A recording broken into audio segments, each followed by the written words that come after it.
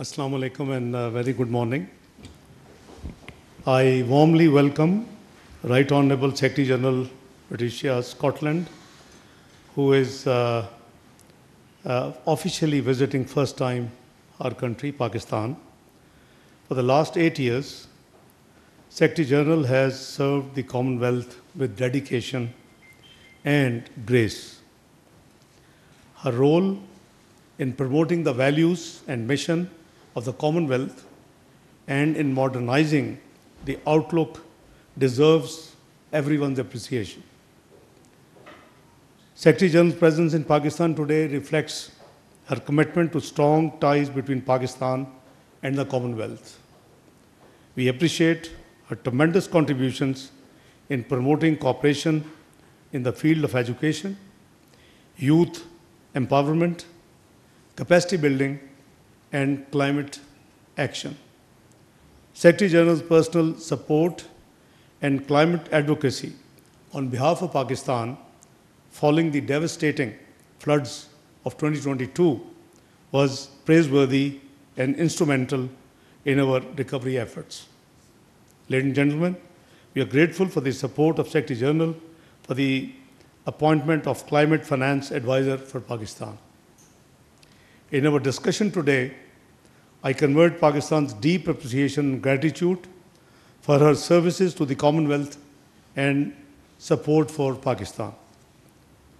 As a founding member, Pakistan attaches great importance to the Commonwealth and its institutions.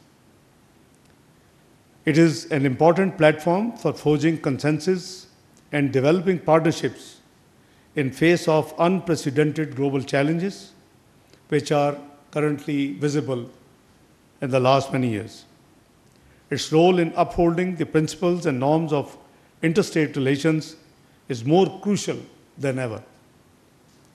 We therefore believe that the Commonwealth should call for the resolution of outstanding disputes among member states with greater urgency and press for the respect of international law and implementation of UN Security Council resolutions.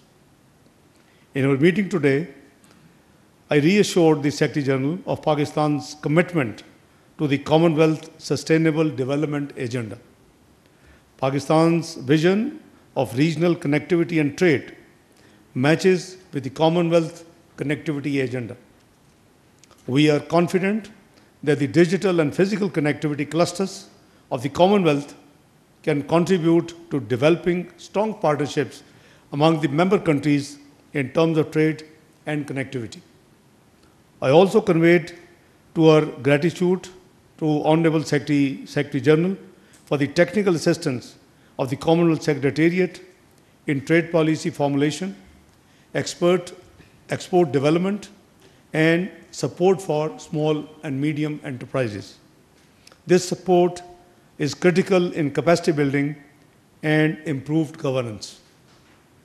We see vast opportunities for collaboration with the Commonwealth in realizing our development goals, particularly in education, skills development, youth and women empowerment, health, and environmental preservations.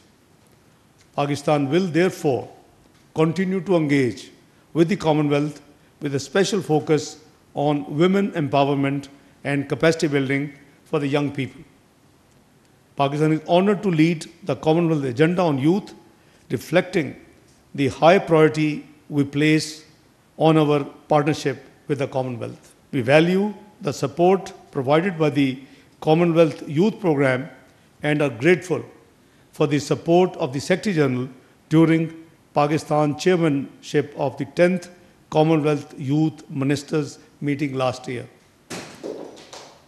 I also briefed the Secretary General of Pakistan's policies to combat climate change. As one of the most climate vulnerable countries, Pakistan will work with the Commonwealth in building partnerships in developing resilience against climate-induced disasters.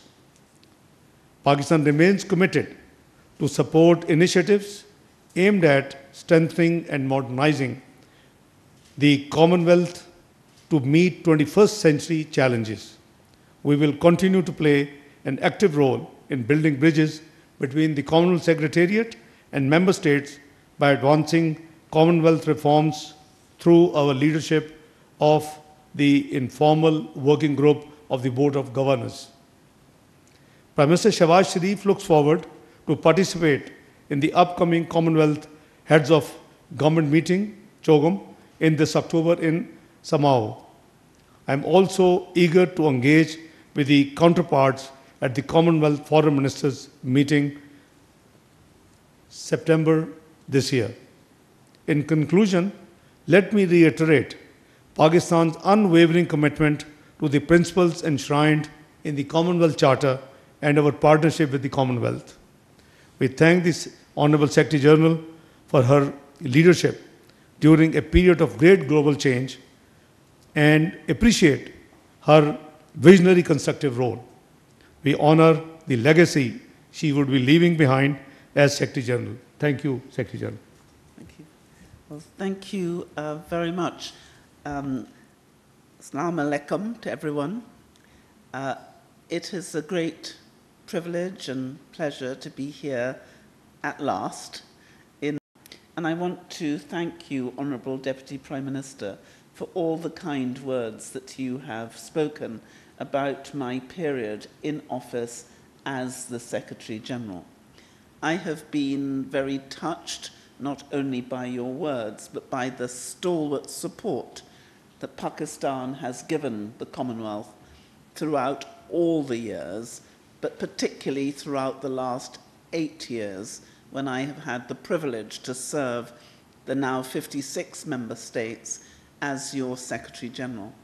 And I particularly would wish to commend Pakistan for the enthusiastic participation in all aspects of our work, many of which you have already made reference to.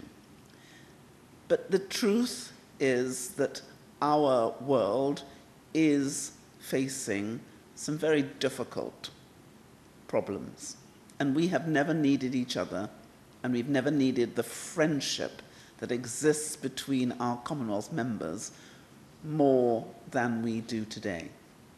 And it is a great honor that I am able to come now at last to Pakistan to see for myself how Pakistan has risen from the terrible events of 2 years ago. Pakistani resilience, passion, and determination has been evident in the last 2 years. None of us will forget what happened here when the floods affected more than 33 million Pakistanis, who lost more than 2 million of their homes, lost livelihoods, lost that which made life good. And it was our privilege and our pleasure to stand in solidarity with Pakistan during those darker days, but it's my pleasure to come and celebrate now with Pakistan as you rise from those difficulties. I want to commend what has been done for young people, because Pakistan is leading for the Commonwealth in terms of our youth ministers meeting. And we were saddened that we weren't able to have the youth ministers meeting here in Pakistan. But at our Commonwealth Youth Ministers meeting, which was held in the garden of the Marlborough House, Pakistan came to London and Pakistan was there. And so even if it wasn't here physically, it was absolutely Pakistan in Marlborough House. And I want to thank you for bringing that taste of Pakistan to our work. There is still much for us to do, and I was thrilled to hear from the Deputy Prime Minister that Pakistan will remain stalwart in its support of the Commonwealth and its principles as we go forward in a new digitalized, AI-enabled world. And I am confident that the 65% of Pakistanis who are under the age of 30 will not just be the leaders of tomorrow, but they will help us co-create the future from today. And I want to thank all of those who've participated in our work for their energy, for their dedication, and for their warmth and friendship. And I thank you. Thank you very much, Secretary General Patricia Scotland and Deputy Prime Minister and Foreign Minister Mohammad Ishaq Dar. We'll now open the floor for the journalists present here today. And we'll begin with Mr. Shaukat Paracha. Thank you so much. Pakistan is... Sorry, and you will address the question to Foreign Minister Ishaq Dar, please. Excellency, Pakistan is the oldest member of the Commonwealth, as Madam has also spoken out. Do you think the Commonwealth is relevant to Pakistan's international priorities today? Do you really think the agenda of the Commonwealth aligns with Pakistan's vision for economic development and regional connectivity, as you have talked about yourself? Thank you, sir. Thank you, Raja Saab. Pakistan obviously cherishes this long-standing association with Commonwealth. The Commonwealth stands for values which are increasingly under strain around the world, but Pakistan continues to uphold these values, such as promotion of peace and development through dialogue and representing and respecting the independence of these sovereign states. We always believe in this thing. We have respect for every sovereign state. As one of the founding members, Pakistan sees the Commonwealth as an important forum to forge consensus on some of the most pressing issues facing the world today, from tackling climate change to empowering the youth, which represent a major demographic factor in Pakistan as well as many other Commonwealth countries. Owing to the geostrategic location and connectivity infrastructure, Pakistan envisions itself as a regional hub for trade. In that respect, Pakistan vision is perfectly in line with the Commonwealth connectivity agenda. Pakistan supports the Commonwealth target of increasing intra-Commonwealth trade to 2 trillion by 2030. I mean, this is the vision of our visiting Right Honorable Secretary General of Commonwealth. We believe that increased trade and regional connectivity not only would create jobs and opportunity for the young and the under 30s, but can also create conditions for win-win cooperation between the Commonwealth member states. You are already aware the efforts of this government to work with different countries in the Central Asian states for the connectivity projects. For example, with Uzbekistan, we are talking and working for the Uzbekistan-Pakistan railway connectivity. We are talking with Tajikistan, we are talking with Turkmenistan, you have TAPI, you have TAP. So many projects in the pipeline which Pakistan has been working on and will continue to work for the connectivity, the regional connectivity, the global connectivity, the north-south connectivity. So we are there for regional connectivity. And Madam's vision of 2 trillion intra-trade between the inter-trade between the Commonwealth countries, I think is very much praiseworthy and I think is achievable. Mr. Anas Malik, please.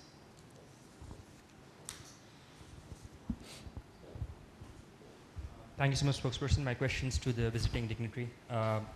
Continuity to what Mr. Paracha just said. Pakistan has been waiting for Commonwealth reforms, but in the increasing multipolarized environment, what reforms and measures is the Commonwealth itself taking in order to stay relevant in the 21st century? Well, I'm really proud to say that the Commonwealth now encompasses 56 countries. That's the largest number that we have ever had. And the countries who are joining us from other jurisdictions. So the last 5 countries had never been part of the British Commonwealth.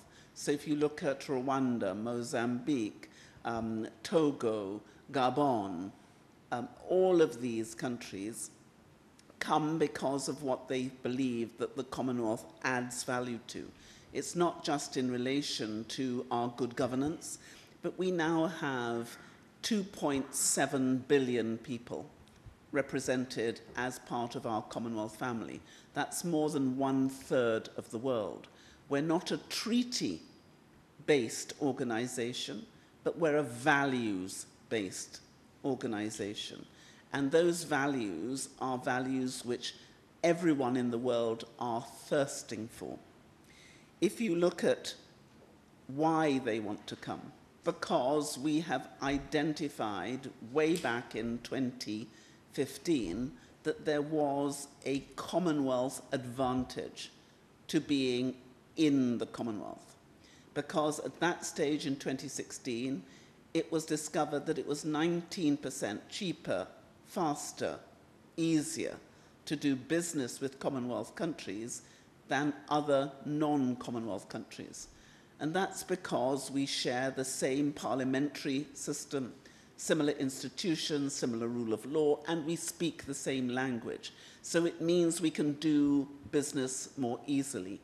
And from the moment I became Secretary General, I posited the question, could we move that 19% to 30%? What if it was 30% cheaper, easier, faster? That has been the driver. We are now at least